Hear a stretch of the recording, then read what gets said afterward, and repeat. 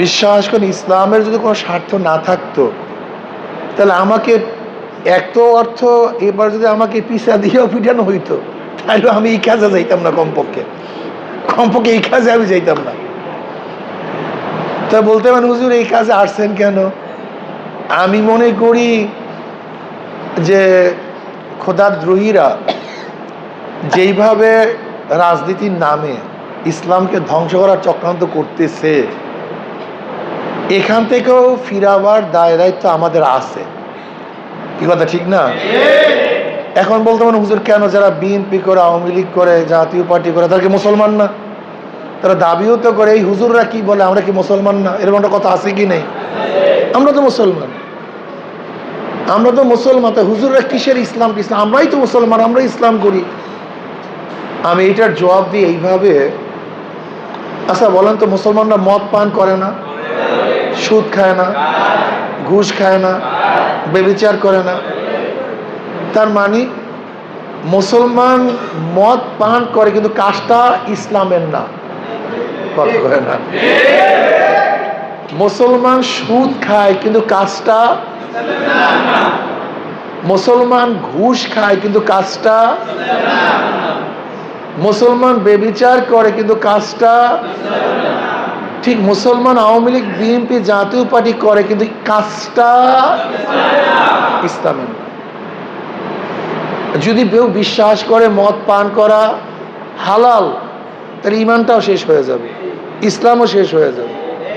কেউ যদি সুদকে হালাল মনে করে তাহলে কারবার পুরা শেষ। কেউ যদি ব্যভিচারকে হালাল মনে করে তাহলে কারবার পুরা শেষ। কেউ যদি মনে করে গণতন্ত্র, সমাজতন্ত্র, ক্যাপিটালিজম, কমিউনিজম, সেকুলারিজমই মুক্তির পথ, এইটা যদি কেউ মনে করে তাহলে কারবার। কথাটা বুঝাতে পারছি আপনাকে? মুসলমান মদ পান করতে পারে কিন্তু কাজটা ইসলাম না। একজন মুসলমান ভুল বশবত গণতন্ত্র করতে পারে কিন্তু কাজটা ইসলাম না। আমি মুসলমান, ইসলামের বাইরে কাজ করতে পারি না। আমি একজন মুসলমান, ইসলামের বাইরে কাজ করতে। আর একটা শুভঙ্করের ফাঁকি আছে। শুভঙ্করের ফাঁকিটা কি? একজন এমপি প্রার্থী, সে কি বলবে আমি এই উন্নয়ন, ওই উন্নয়ন, সেই উন্নয়ন, সেই রাস্তা, সেই ঘাট। একজন এমপি প্রার্থী শুধু দায়িত্ব রাস্তাঘাট না, একজন এমপি প্রার্থীর দায়িত্বটা কি জানেন আপনারা? এই 99% মানুষ জানে না। একজন এমপি প্রার্থীর মূল দায়িত্ব আগামী দেশটা কোন আদর্শে চলবে, কোন নীতিতে চলবে, কোন আঙ্গিকে চলবে। এর ইসলামের আইন হবে না ইসলামের বিপরীত আইন হবে, এই দেশটা থাকবে কি থাকবে না। অর্থাৎ আগামী বাংলাদেশ কোন নীতিতে ও আদর্শতে চলবে সেইটা যারা নির্দিষ্ট করেন, নির্ধারিত করেন, তারা হলো এমপি। অথচ আপনাকে আমাকে এই রাস্তাঘাটের ফাঁকে ইমানকে বিক্রি করে দেয়, ইসলামের বিরুদ্ধে আইন পাশ করে, এটাকে বলেই না। এমপির কাজটা কি? এমপির কাজ শুধু রাস্তাঘাট না, এমপির কাজ কি ভাই? আগামী রাষ্ট্র কোন আইনে কোন নীতিতে চলবে এইটা যারা নির্ধারণ করে তার নাম এমপি, মেম্বার অফ পার্লামেন্ট। কাজে এমপি সাহেব যদি ইসলামের বিরুদ্ধে রায় দেয় তার সব দায় দায়িত্ব ভোটারদের, আর এমপি সাহেব যদি ইসলামের পক্ষে রায় দেয় তার সমস্ত প্রশংসাও এই ভোটারদের। যাই হোক, আগামীতে আপনারা নির্বাচন যুদ্ধে অবতীর্ণ হবেন। নিজের থেকে কাজ করা আর ধাক্কাইয়া কাজ করার মধ্যে পার্থক্য আছে কি না? নিজের আগ্রহে কাজ করা আর কেউ বলার দ্বারা কাজ করার মধ্যে পার্থক্য আছে কি না? আচ্ছা, আমি এইমাত্র যে কথাগুলি বললাম, আপনারা কি চান? যে 4 নম্বর ওয়ার্ডে বরিশালের অন্য কোনো জায়গার থেকে ইসলাম জিতুক অথবা নাই জিতুক, এই 4 নম্বর ওয়ার্ড থেকে আমরা ইসলামের পক্ষে সর্বোচ্চ ভোট নিয়ে আসব, এরকম যদি দৃঢ় প্রত্যয় আপনারা গ্রহণ করতে পারেন, অন্য কোনো জায়গায় দরকার নেই। এক জায়গায় ভোট নেই, হাত পাকার কোনো জায়গায় ভোট, একটা ভোটও নেই। আমরা এখানে যারা আছে আমাদের চিন্তা ভাবনা সব কিছু 4 নাম্বার নিয়ে। মাহমুদিয়া মাদ্রাসা কয় নাম্বার ওয়ার্ডে অবস্থিত? কিন্তু 4 নাম্বার সেইভাবে শক্তিশালী ইসলামের পক্ষে না, এইটাই বাস্তবতা। এখানে মার্কাজ, সবচেয়ে বড় মাদ্রাসা, একসময় দক্ষিণবঙ্গের সবচেয়ে বেশি আলোচিত প্রতিষ্ঠিত মাদ্রাসা ছিল এইটা। এখানে সমস্ত মানুষ, 4 নম্বরে সমস্ত মানুষ ইসলামের পক্ষে থাকা উচিত ছিল। কি কথা ঠিক না? সবচেয়ে শক্তিশালী হওয়া উচিত ছিল, কিন্তু আসলে বাস্তবতা কি? আমরা সেই শক্তিশালী হতে, তবে হ্যাঁ, সুশৃঙ্খল একটা ছোট্ট বাহিনী, সুশৃঙ্খল ছোট্ট একটা বাহিনী বিশৃঙ্খল হাজারো বড় বাহিনীর বিরুদ্ধে বিজয় অর্জন করতে পারে। এর নমুনা নাই? বদরের ময়দানে মুসলমানদের সংখ্যা ছিল কম, বেঈমানদের সংখ্যা ছিল, জিতছে কারা? মুসলমান। আপনারা জানেন রাজা দাহিরের বিরুদ্ধে মোহাম্মদ বিন কাসিম রহমতুল্লাহ আলাই মাত্র 5000 সৈন্য নিয়ে বিজয় অর্জন করছেন। কত হাজার সৈন্য নিয়ে? মাত্র 5000। সুশৃঙ্খল তারেক বিন জিয়াদ রহমতুল্লাহ আলাই মাত্র 5000 সৈন্য নিয়ে স্পেনটাকে দখল করে ফেলছেন। সুলতান মাহমুদ গজনবী রহমতুল্লাহ মাত্র 17 জন সৈন্য নিয়ে ভারতকে আক্রমণ করে ভারতটাকে জয় করছেন। যেহেতু এই বাহিনীর সুশৃঙ্খল বাহিনী, কি বাহিনী ছিল ভাই? সুশৃঙ্খল একটা ছোট্ট বাহিনী বিশৃঙ্খল বহুত বড় বাহিনীর বিরুদ্ধে বিজয় অর্জন করতে পারে। আপনারা এখানে যারা আছেন সবাই যদি আন্তরিকতার সাথে এই কাজটা নিজের কাজ মনে করে, এটা অন্য কার কাজ নেই, দায়িত্ব আমার। ইসলাম হুকুমাত কায়েম করা, সমাজের সেবা করা, সমাজকে এস্টাবলিশ করা, বাংলাদেশ উন্নয়ন করা, প্রত্যেকটা গরিবের অধিকারকে ফিরিয়ে দেয়া, আমাদের মা বোনদের ইজ্জতকে রক্ষা করা, আজকে গরিব দুঃখী মেহনত মানুষের শিক্ষার ব্যবস্থা গ্রহণ করা, অন্ন বস্ত্র বাসস্থান চিকিৎসার গ্যারান্টি দেয়া, অর্থাৎ বাংলাদেশ থেকে 1 টাকাও বিদেশে পাচার না হওয়া, এই বিষয়গুলি যদি আমাদের সবার সাথে সম্পৃক্ত থাকে, তাই কাজটা কোনো ব্যক্তির না সবার। তা আপনি একা মাথা চাপিয়ে দেন কেন? এই ভাবনা কেন থাকবে আমার সভাপতির কাজ, এটা সেক্রেটারির কাজ, এটা ক্যান্ডিডেটের কাজ, এইটা অমুক ভাইয়ের কাজ, এটা আমার কাজ না। এর জন্যই আমরা হারি, এর জন্যই আমরা ঠগি। এখানে আপনারা যত মানুষ আছেন, কত মানুষ এখানে আলহামদুলিল্লাহ অনেক মানুষ আসছেন এখানে, প্রচুর লোক। এই লোকগুলো যদি আজকে শপথ নিয়ে নামি যে 4 নম্বর ওয়ার্ডে 80% ভোট হাত পাকা নিয়ে আসবো, বিশ্বাস করেন আপনারা যদি নামেন, এই 4 নম্বর মোট ভোট কত? 10,100। 10,100। এখানে কত লোক আছেন উপস্থিত? কত? 200 উপরে। 200-কে ভাগ দেন, 10,000-কে ভাগ দেন 200 দিয়া, কত? 20 জন। 5 জন করে পড়ে, 5 জন করে লোক একজনের ভাগে পড়ে। 10,000-কে যদি 200 দিয়ে ভাগ দেন কত হয়? 50 জন। 50 জন, 50 জন লোক ভাগে পড়ে। আচ্ছা বলেন যে 50 জন লোককে দাওয়াত দেয়া, এর মধ্যে অর্ধেক হলো মহিলা, অর্ধেক পুরুষ। আচ্ছা 50 জন লোককে দাওয়াত দেয়া একজন মানুষের জন্য, আজকে কত তারিখ? নভেম্বরে নির্বাচন হবে, ফেব্রুয়ারি, কত মাস? প্রায় 3 মাস, 80 দিন, প্রায় 80 দিন। আচ্ছা 80 দিনে 50 জন মানুষের কাছে যদি যাই আমি একা, তা কতবার যাওয়া যায়? কত শতবার যাওয়া যায়? যদি পাথরের উপরে পানির ফোঁটা পড়তে পড়তে, পাথরের উপরে পানির ফোঁটা পড়তে পড়তে যদি পাথরের মধ্যে গর্ত হতে পারে, তা আমি একটা লোকের পিছনে, কেন আমার তো অন্তর আছে, মহব্বত আছে, ভালোবাসা আছে, ওরা পয়সা দিয়ে কর্মী নামাবে, আর আপনি নামবেন হলো ইমানি জজবায়, কাজে ওদের কাজ আপনার কাজ এক হবে না। কিন্তু আগে নিজেকে বুঝতে হবে কাজটা আমার। আচ্ছা বলেন তো, জুমার মসজিদে আমার নিজের গরজে আসি না? 5 ওয়াক্ত নামাজে আমার নিজের গরজে আসি না? হজে মানুষ পয়সা খরচ করে কার গরজে যায়?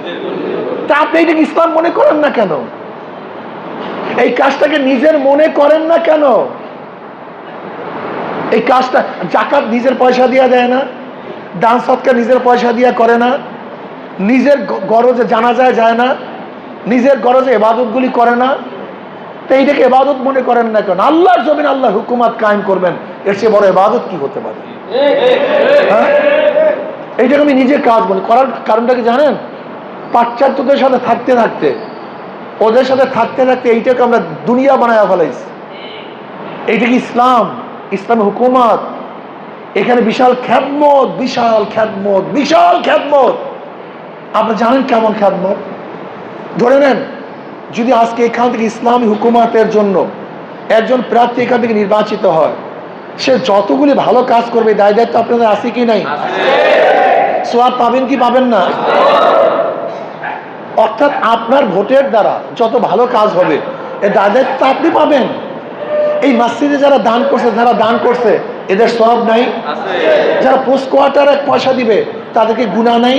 এটা বুঝেন না কেন? কতটা করে সহজ। অর্থাৎ এটাকে ইসলাম মনে করি না, এইটাকে খাদমত মনে করি না।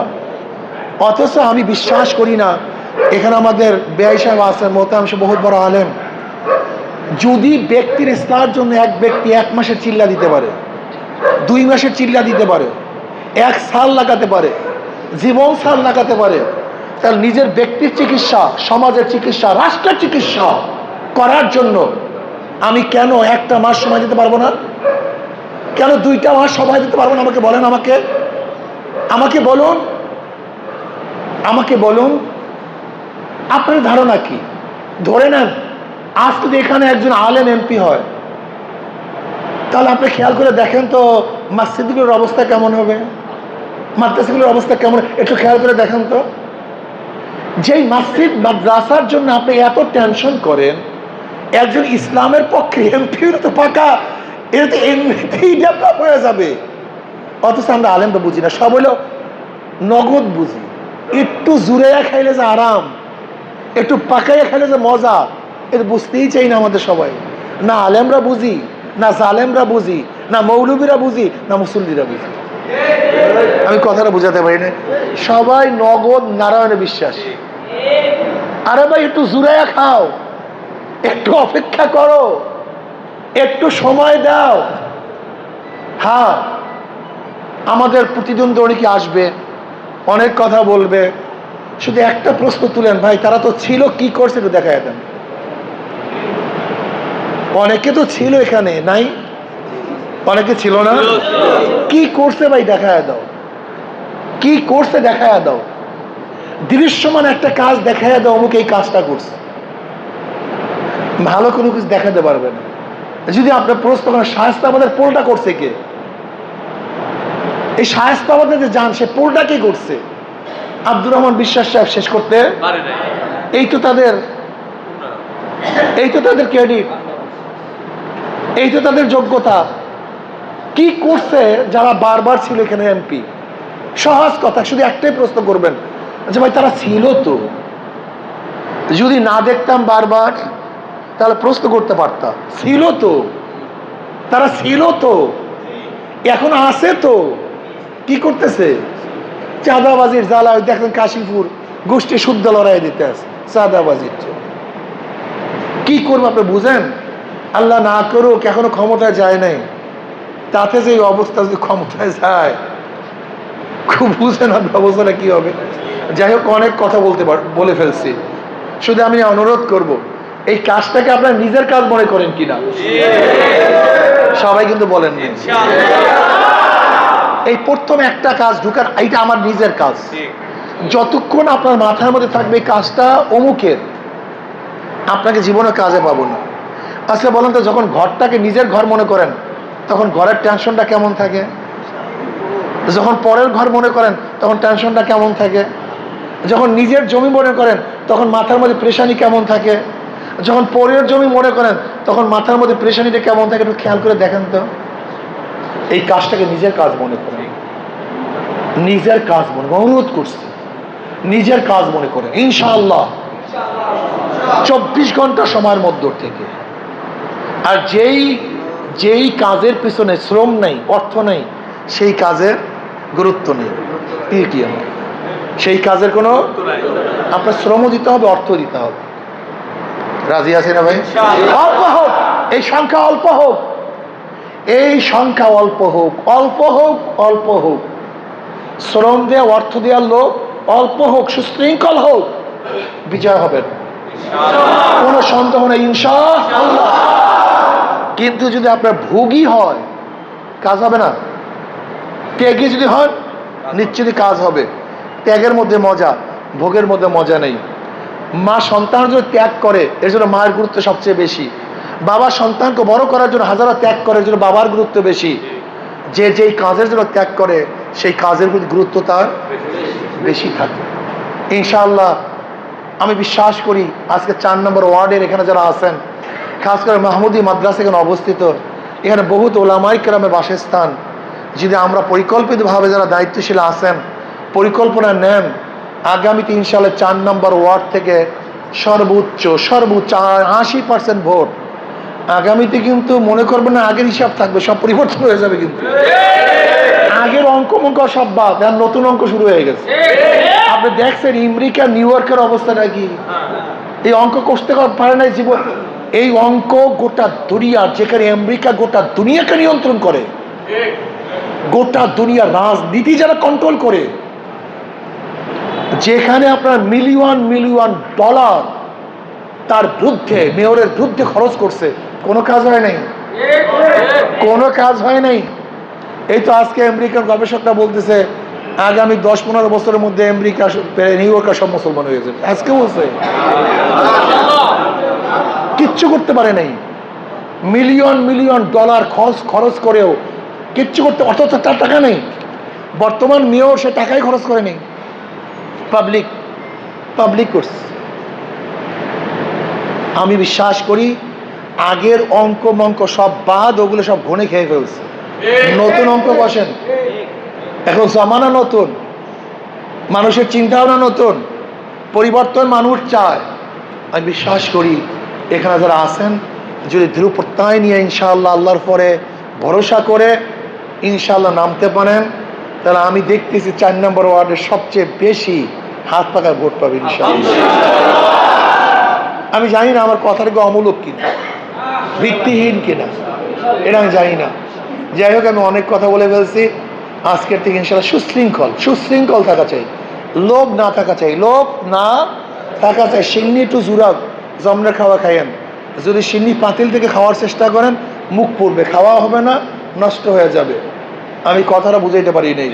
নগদ খাওয়ার চেষ্টা করিয়েন না, আগে নিজের এমপি হন, দেখবেন সমাজের মধ্যে এমন কাজ হবে যে এই কলিজার মধ্যে এমন শান্তি পাবেন যা কোনোদিন চিন্তাও করতে পারবেন না, কাজে আসুন ত্যাগ করি, সময় ত্যাগ করি, অর্থের ত্যাগ করি, চেষ্টা করি, দাওয়াত দিই, একটা সময় নিয়ে কাজ করি। যে যেখানে আছেন প্রত্যেকে কাজে লাগান, ইনশাআল্লাহ অবশ্যই আপনারা জিতবেন ইনশাআল্লাহ। আল্লাহ আমাকে মধ্যে সবাইকে কবুল করে নেন। কিছু কথা বলে দোয়া করে দিন। দুই একটু কথা কইবেন না যে 4 নাম্বার